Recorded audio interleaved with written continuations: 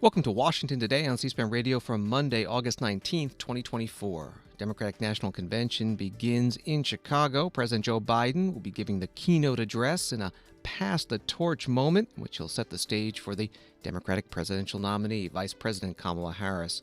Tens of thousands of protesters march in the streets of Chicago outside the arena where the convention is being held, many supporting the Palestinians and calling on the Democratic Party to end its support of Israel. In Jerusalem, Secretary of State Antony Blinken meets Prime Minister Benjamin Netanyahu and says Israel supports a bridging proposal to bridge the divide between Israel and Hamas over a ceasefire and hostage release agreement.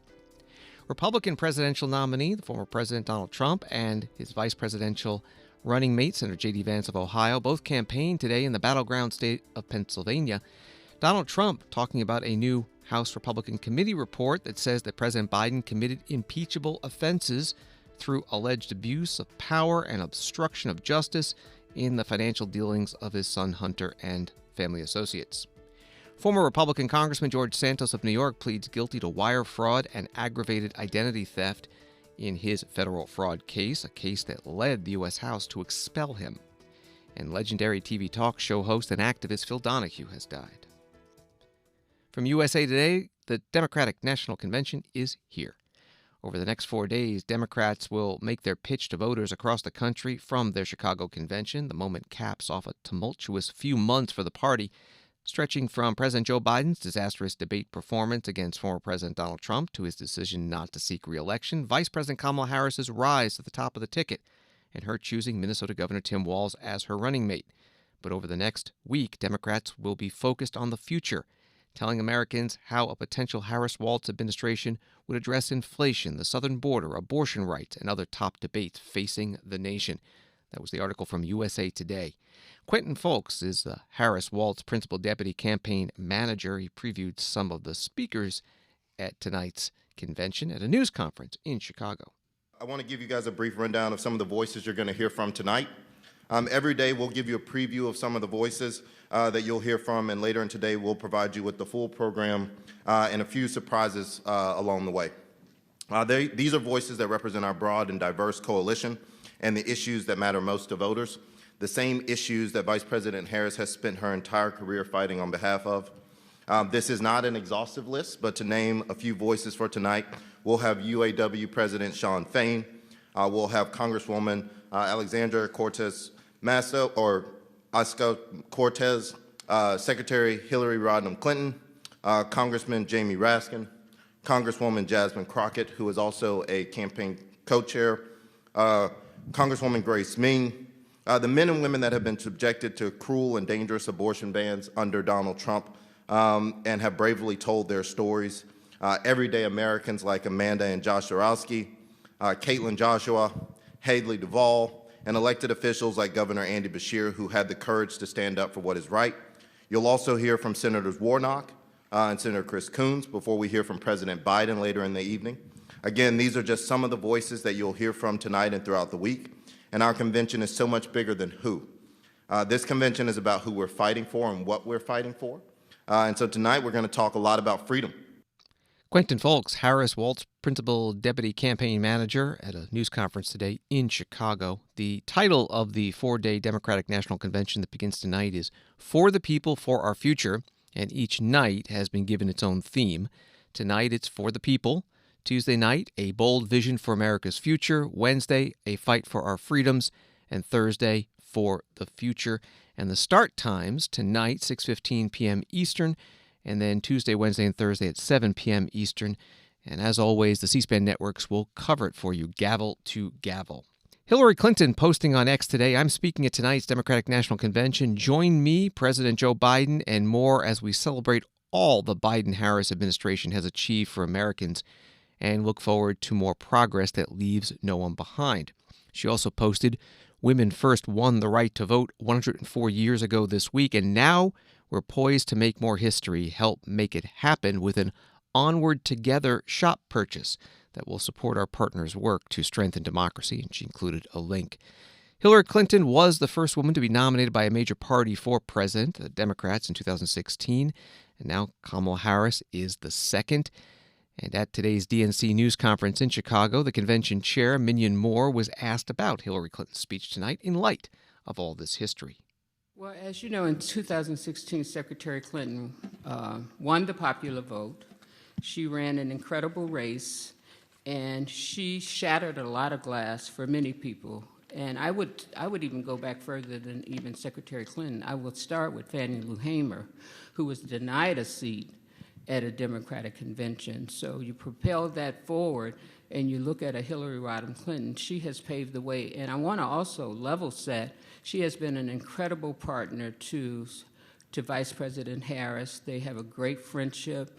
You know, they're on speed dial with each other. And I suspect, I have not read her speech, so I should say that for the record, but I do know that she probably will talk a lot about what it means at this moment to have the second female and a female of color running. But what our responsibility is to that, too, as well, because it's not easy. And I say this all the time. We're trying to change and shift the mindset of people to see a woman as commander-in-chief.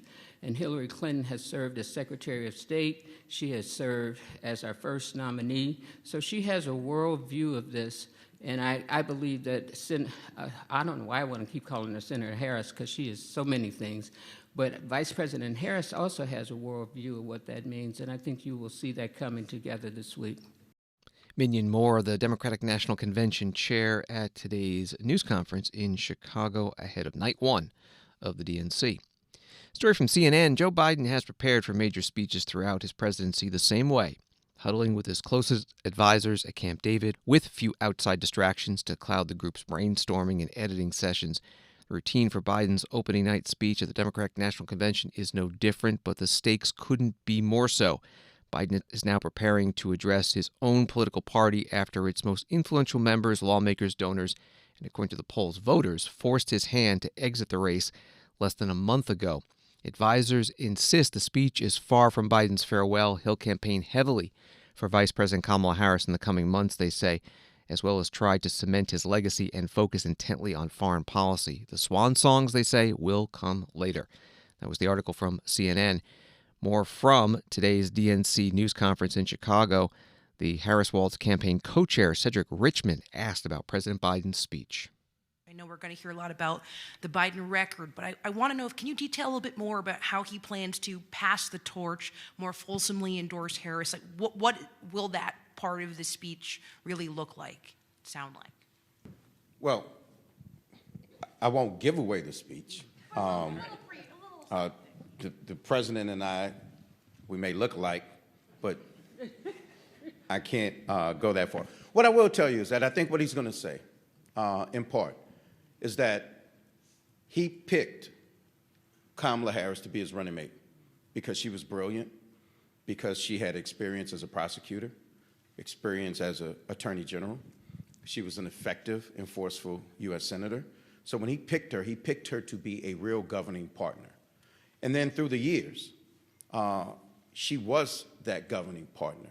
She cast, like the senator said, so many tie-breaking votes, but she was also a person who held the Senate together in terms of that small minority,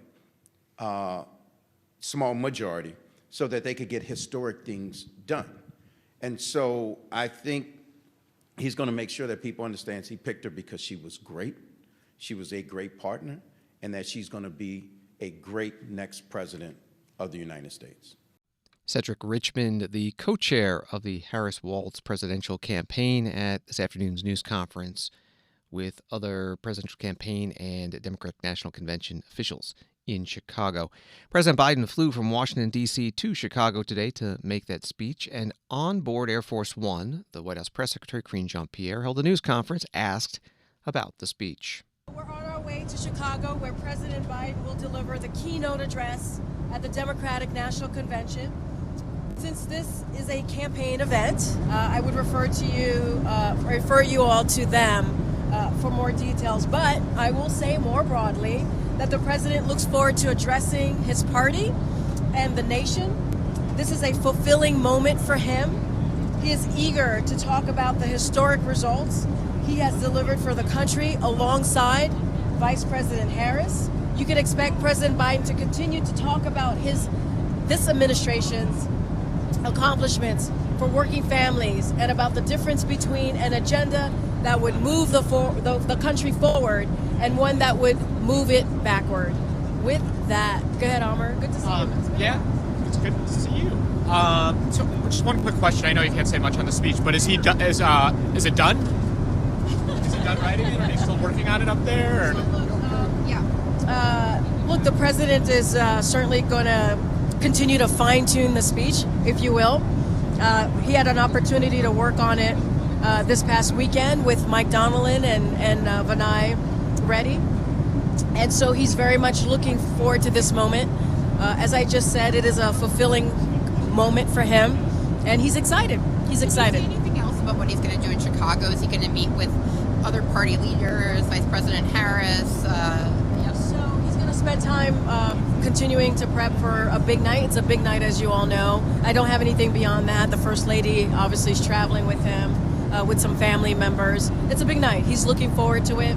He's looking forward to addressing the Democratic Party and obviously the nation. It's a big night. Can you say what family members are traveling with? I will not say what family members are traveling, but obviously the First Lady and the family are going to be joining him tonight. And so it's a big night. He's very excited. He's looking forward to it. As I stated, he's going to talk about his vision for the country, what he's done the last couple of years, and how he sees the country move it backward. His policy, his agenda for moving forward, and not backwards. How long a speech will it be? It's a surprise. It's a surprise. Tune in. It's a surprise. Aboard Air Force One, questions to the White House Press Secretary Karine Jean-Pierre as they were flying from Washington, D.C. to Chicago for the Democratic National Convention. Another Washington Post article, when he takes the stage on Monday night, Democrats will mark President Biden's half-century as one of their leaders. He will be surrounded by family. First Lady Jill Biden will give remarks, and he will enjoy tributes from various speakers. Delegates will receive a gift bag that includes Cup of Joe coffee, and digital banners will read "Spread the Faith" in reference to a line he frequently delivers at the end of his speeches. A group of his campaign staffers from 2020 are planning to gather for a party on Monday night. That was from the Washington Post. President's schedule says that he and First Lady Jill Biden will fly from Chicago to California after the speech, where he'll be staying until Sunday with family. C-SPAN spoke this morning with Chicago Sun-Times chief political reporter Tina Sfondelis about what speakers of the DNC should be paying attention to tonight and throughout the week. I want to hear what Mayor Brandon Johnson is saying. He will be welcoming delegates to the arena, and I actually want to hear if he's going to slip in a little bit of a, more of a political speaker, if it's just going to be a broad welcome message. He was kind of inherited the convention that Governor J.B. Pritzker, Senator Tammy Duckworth, and former Mayor Lori Lightfoot brought to Chicago. So I'm interested to see that dynamic. And obviously, I think it's going to be an emotional night for President Biden, for Jill Biden. I think it's kind of like reflective of the past. They're passing on the torch. And so I'm interested to hear all three of those people speak. So much of these convention programs, Republican or Democratic convention, they're always so scripted. What are you going to be watching for? What are the unscripted moments that you're interested in seeing this week? I do think it'll be extremely scripted. I'm interested to see the surprise musical performances, obviously. I do like this little element of how it's become a little bit more celebrity-friendly. Tony Goldwyn today, a little bit of a scandal reunion this week. Kerry Washington also. So I'm looking forward to seeing those. As far as speeches, I am interested in Governor J.B. Pritzker's speech. This is a big deal for him. I think this is one of the most important political speeches he's ever going to deliver. Well, we'll see about his political future, but for now, so I think he's a very forceful, good campaign speaker. He's been talking about Trump for 8-9 years. He's been calling him everything racist, every word you can imagine. So I think that people are going to be able to see a little bit more of how he speaks about him. And what day will Pritzker be speaking? He's tomorrow, Tuesday. And Tuesday in a good time slot. And also Tuesday, it's former President Obama and Michelle Obama expected to now speak as well, correct? That's correct, yes. And then... so it's a very Chicago day. And the vice presidential pick, Tim Walz, the Minnesota day, set to take place on Wednesday. Any other of the main speaking events that you're particularly interested in watching? I'm interested in seeing, I'm bringing this back to my local people, but Congresswoman Lauren Underwood has been a rising star in Congress. She will be speaking. I want people to kind of hear from her and see. I'm also interested in her political future. Senator Dick Durbin is potentially on his last term. He has not really said that. We're going to try to grill him this week at these delegation breakfasts, but she might be a good fit if he's looking to just choose his appointment. There are many, many people who want that seat. So I kind of want to see if she's kind of inching for that. Chicago Sun-Times chief political reporter Tina Svandelis on C-SPAN's Washington Journal program this morning. The Democratic National Convention brings together Democrats from all 50 states, plus the District of Columbia and the other U.S. territories. Nearly 4,000 delegates among them. Many state delegations like to start each day at the convention with a breakfast, which can double as a policy discussion or pep rally. At the California Democratic Party breakfast this morning, House Speaker Emerita Nancy Pelosi talked about the upcoming election. People say to me, what advice would you give Kamala Harris? I said, none. I want her to be herself. I want her to be herself. But what we have to do is to help her win. And we do that with our 3 M's. Mobilizing. We must own the ground. Now, I want you working for these House races in California, but we have neighbors who need help, as in Nevada or Arizona, where we have to make sure those states stay blue and stay in her column for in the Electoral College. So whatever it is, mobilizing, own the ground, whatever it is you do, whether it's texting or calling, Christine, darling, my daughter Christine, she's just pounding me all the time on the mobilization, Own the ground, because the message is very important. You can't run on empty. You have to have inspiration. And we know our message and the rest, it will be Kamala's message. It will be a message for the future. It will be about the children, because the children are about the future, as Pete said. And I'm so honored to be introduced by him. But here's the thing. That message has to be bold and progressive and unifying, not menacing. Unifying throughout the country. Unifying throughout the country. And the third thing is the money. And that's coming in for Kamala, so that we can afford the mobilization and the messaging. But without the mobilization, the rest of it is just a conversation, whether it's on TV or on social media or in the mail or in postcard, whatever. It's just a conversation. Getting out the vote is everything. And so that's what we do. That's how we turn California blue. There are 3 no's. I said the 3 M's. 3 no's. No wasted time. No underutilized resources. All that. And no regrets the day after the election that we could have done more. That we could have done more. U.S. House Speaker Emerita Nancy Pelosi, Democrat from California, at the California Democratic Party breakfast this morning in Chicago. Day 1 of 4 of the Democratic National Convention. NBC Chicago has a story. Several protests are planned throughout this week in Chicago as political leaders descend on the city for the Democratic National Convention, setting the stage for potential traffic disruptions and large crowds. The 264 protest groups that have said they'll participate are primarily focused on Palestinian rights, ending the war in Gaza, and reducing U.S. aid to Israel. Others represent a patchwork of left-leaning causes: climate change, socialist, anti-racist organizations, queer and transgender rights groups. That was from NBC Chicago. The first speaker today at a pro-Palestinian rally was Nazak Sankari, co-chair of the U.S. Palestinian Community Network of Chicago. On behalf of the coalition, I'm honored to welcome you to Chicago today.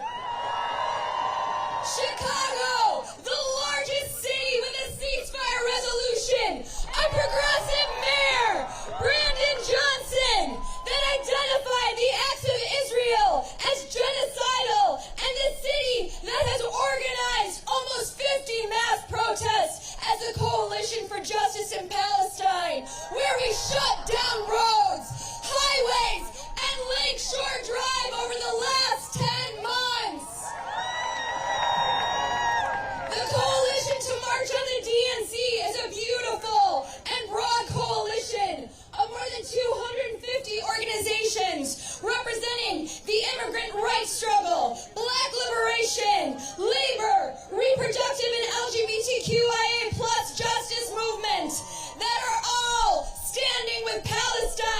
and demanding an end to all U.S. aid to the settler colonial racist state of Israel.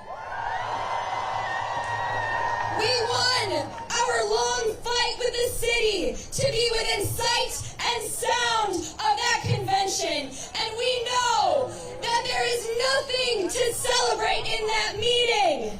That meeting represents genocide and war. And we will be marching in our tens of thousands to make our demands clear that the Democrats must immediately end the U.S.-funded Israeli genocide on the Palestinian people. Let all humanitarian aid into Gaza.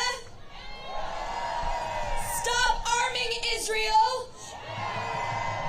And stop all aid to the racist, settler colonial, terrorist state of Israel.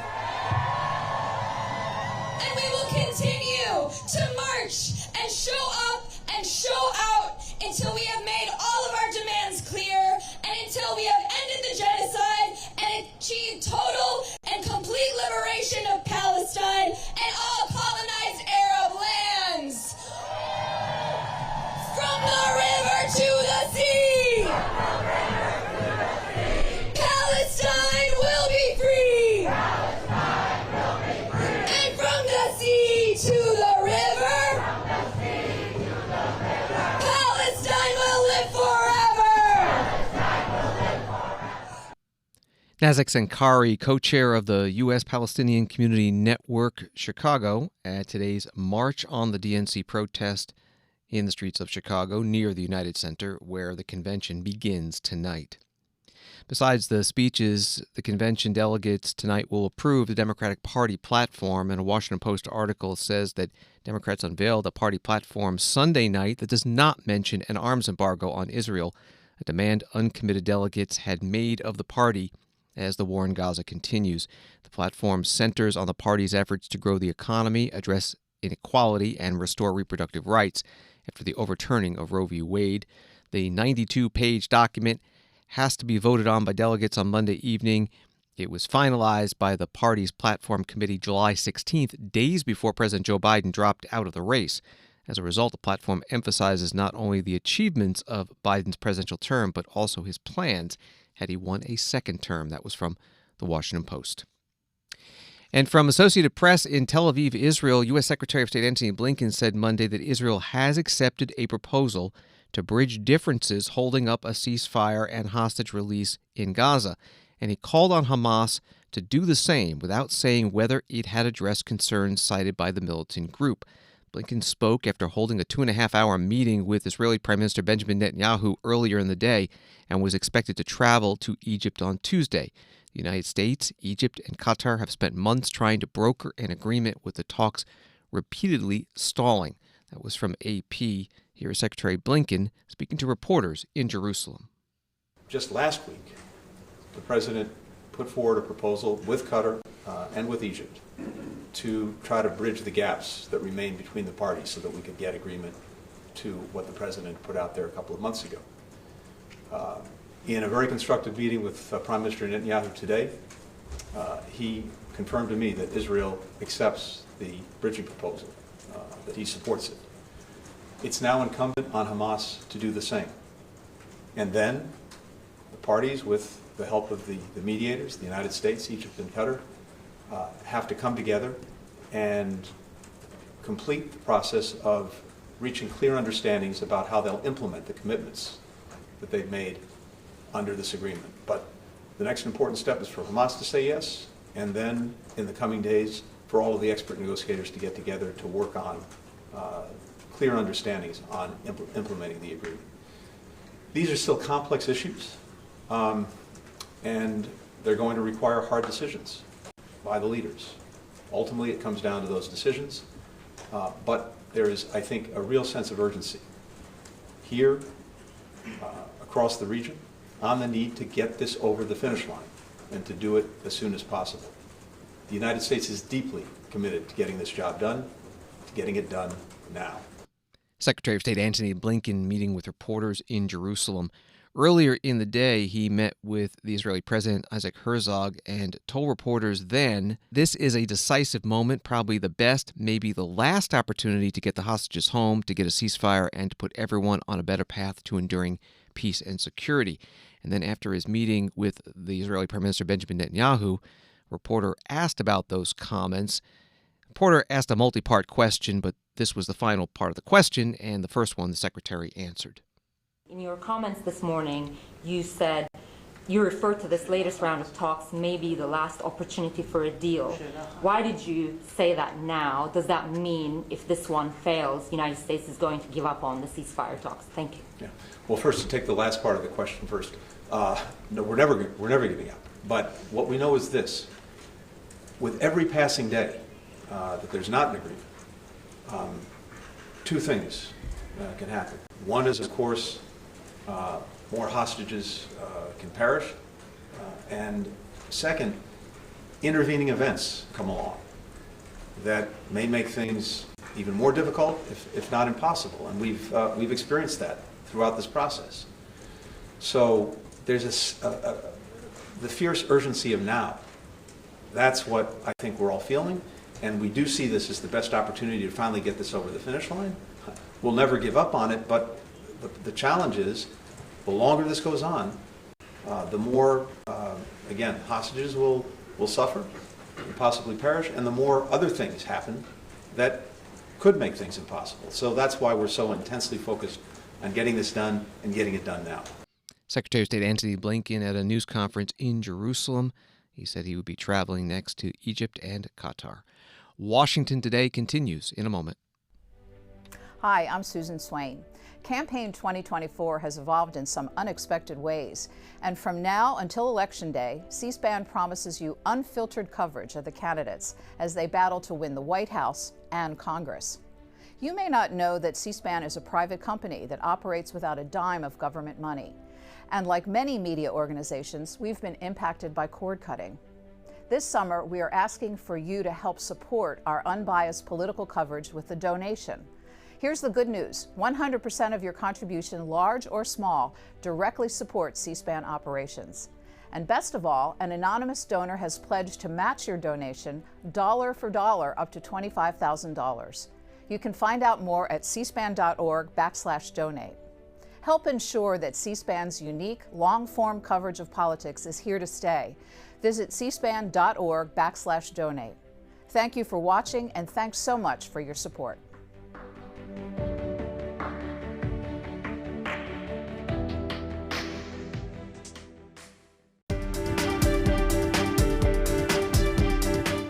Welcome back to Washington Today, available as a podcast on the free C-SPAN Now mobile app and wherever you find your podcasts.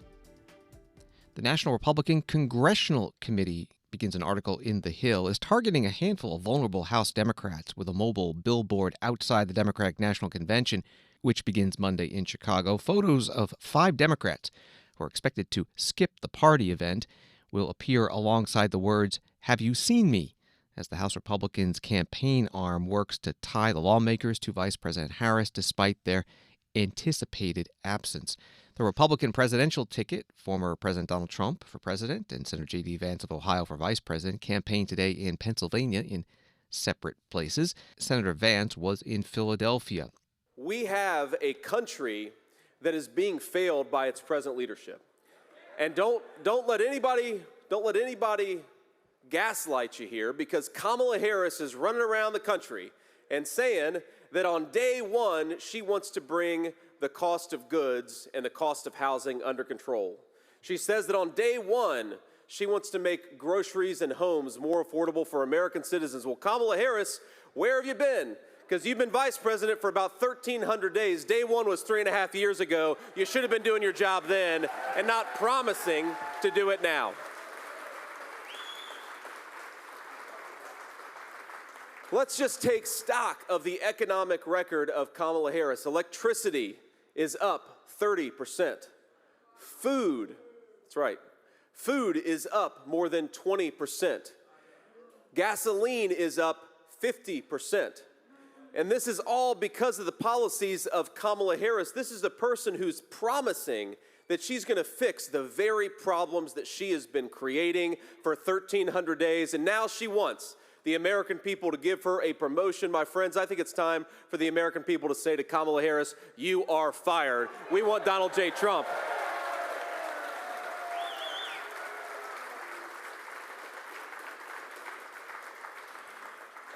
Now, the other thing that I find interesting about Kamala Harris's campaign is that even though 99% of the mainstream media is in the tank for her, right? I mean, look, remember, these are the same group of people that told us for 3.5 years that Joe Biden, who couldn't complete a sentence, was Albert Einstein. Now they want us to believe that Kamala Harris is Abraham Lincoln. You see the completely dishonest coverage. But even despite that, Kamala Harris is running from them. And I think a little bit like a campaign really is an extended job interview with the American people, right? So this is a person who is asking you, the American people, for a promotion to President of the United States, but she refuses to sit down for an interview, even with the extremely friendly media. Now, is that a person that we should reward with a promotion? No, I don't think that it is. And I think that if you're terrified to sit in front of completely sympathetic, biased media, then how can the American people ever trust you to sit in a room with Vladimir Putin or Xi Jinping or the leaders of the world that the president has to deal with? Senator J.D. Vance of Ohio, the Republican vice presidential nominee, campaigning today in Philadelphia. Story from USA Today, House Republicans released an impeachment report Monday filled with accusations of influence peddling and obstruction against President Joe Biden, who was denied the charges as lies during the nearly 2-year investigation.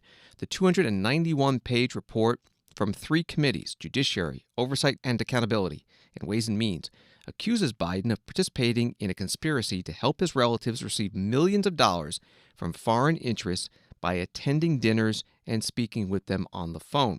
That was from USA Today. Donald Trump, former president and the Republican presidential nominee this year, spoke about this report during a campaign stop at a business in York, Pennsylvania. While Biden and Harris have been impoverishing our country, they have been getting rich, very rich at your expense. Now, it just came out, just was reported today by a great young reporter, Brooke Singman at Fox, according to a 292-page report from the House Oversight, Judiciary, and Ways and Means committees in Congress.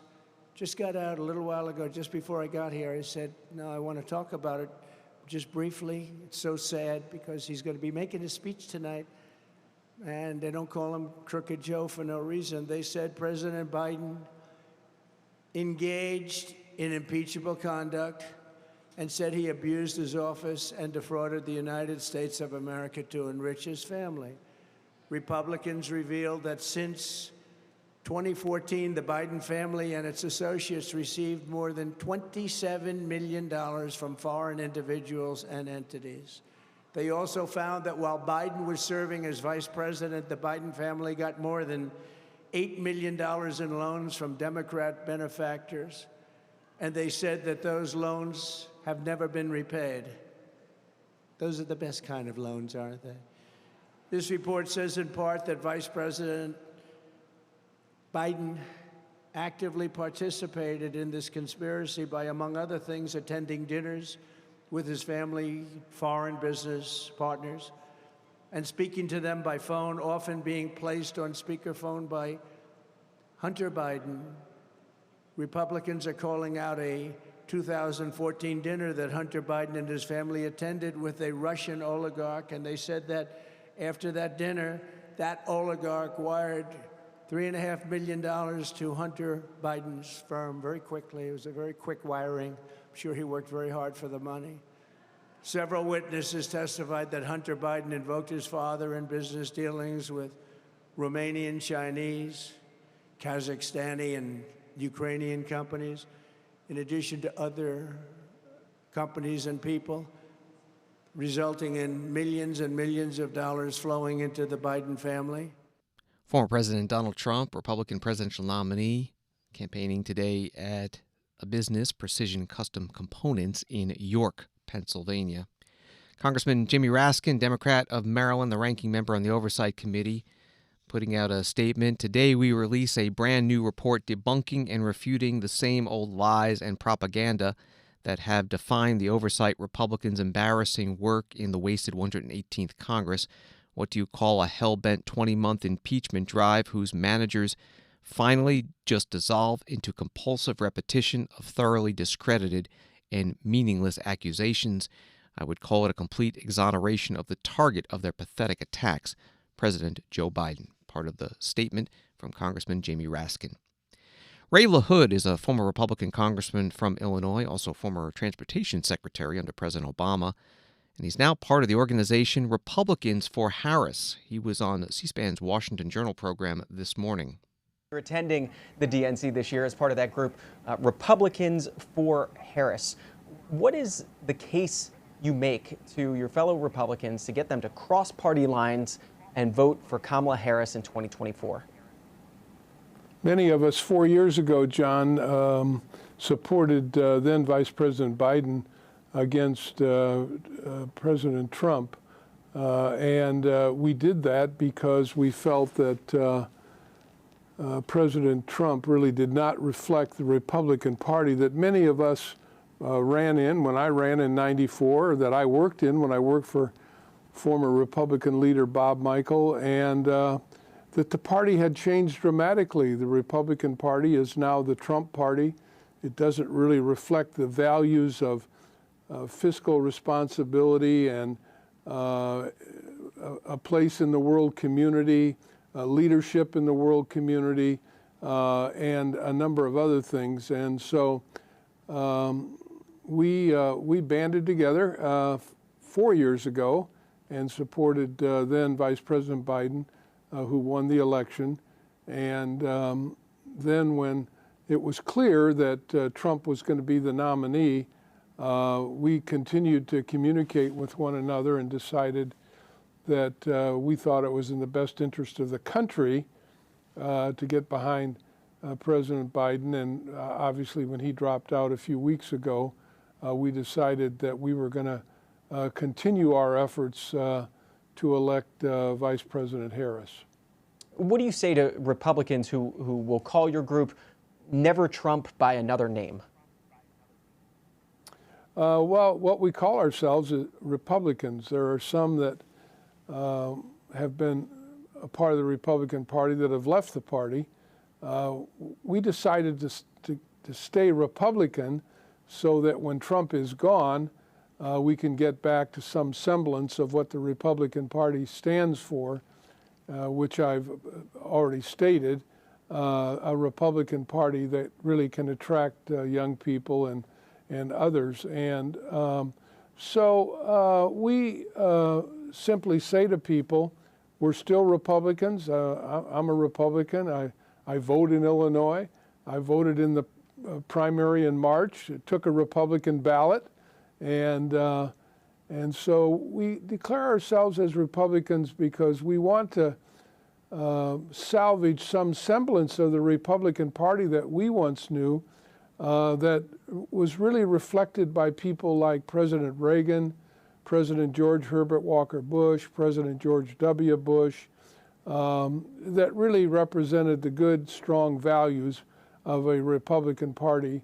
And we hope someday that when Trump is gone, that we can get back to the idea that the Republican Party does represent many of the values that we ran on when we served in Congress. Ray LaHood, former Republican congressman from Illinois, on C-SPAN's Washington Journal program this morning. From AP, former Congressman George Santos pleaded guilty Monday to committing wire fraud and aggravated identity theft in connection with the federal fraud case that led to his expulsion from Congress. The New York Republican entered the plea in a courtroom in Long Island just weeks before his trial was set to begin in early September. Santos was indicted on felony charges that he stole from political donors, used campaign contributions to pay for personal expenses, lied to Congress about his wealth, and collected unemployment benefits while actually working. Santos was expelled from the U.S. House after an ethics investigation found overwhelming evidence that he had broken the law and exploited his public position for his own profit. That was the Associated Press article. George Santos was interviewed on Sunday on WABC radio in New York. I'm not a victim. I'm not trying to paint myself as a victim, but I think that the mainstream media really, they expose themselves for having a very either short-sighted amount of due diligence, or they just didn't care because, you know what, it's George Santos. He's a liar. So whatever we say about him, we're going to be telling the truth and he's going to be lying. But they fail to corroborate or prove any of these wild, wild claims. And it's, you know, I have to live with it, but I keep doing my best to talk to people like you who have credibility and try to set the record straight, and I'm not going to stop doing that. What are you doing now? Are you screwing up something else now that we don't know about? Well, no. To be honest and very transparent, I have taken a lot of comfort in being back into a somewhat private civilian where I have privacy. So I'm really a homebody, really always was, enjoy staying with my family and just kind of doing low-key things. And I'm kind of back to doing that. I really don't miss the rubber chicken dinners and the rah-rah-rah parties and fundraisers.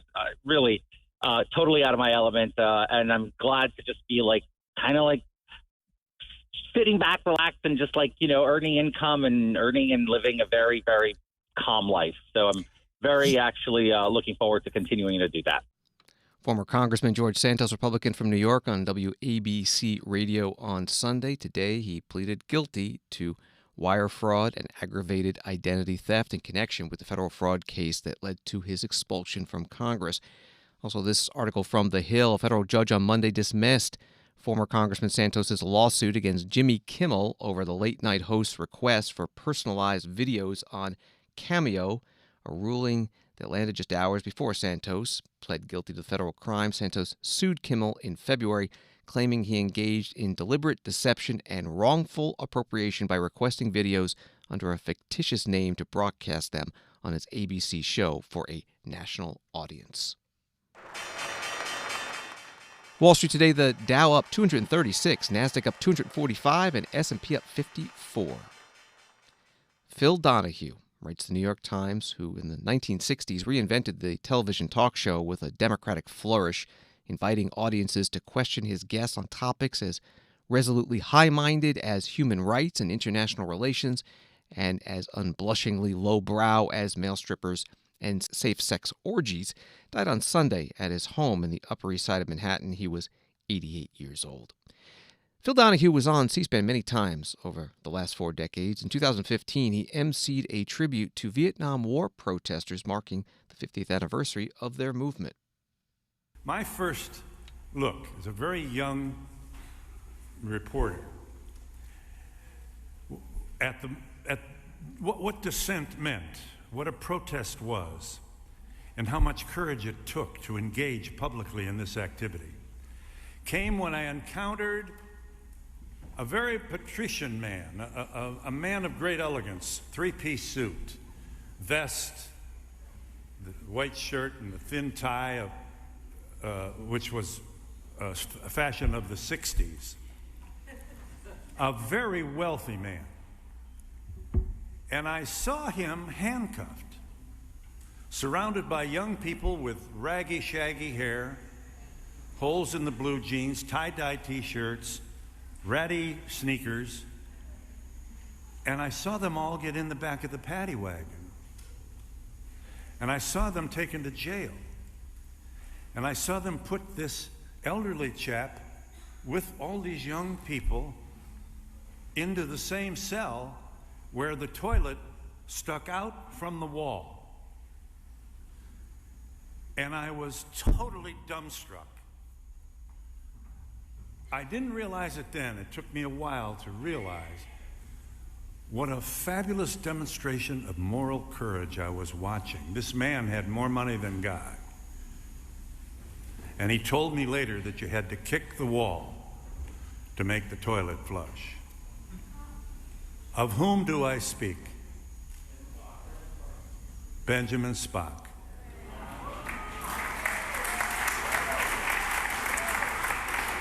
Wow. I mean, he shaped my whole brain on what I didn't learn in the 40s, that America was good in all things, won all its wars, the Marshall Plan, and suddenly people started to appear on my program who said things like, "This war is immoral."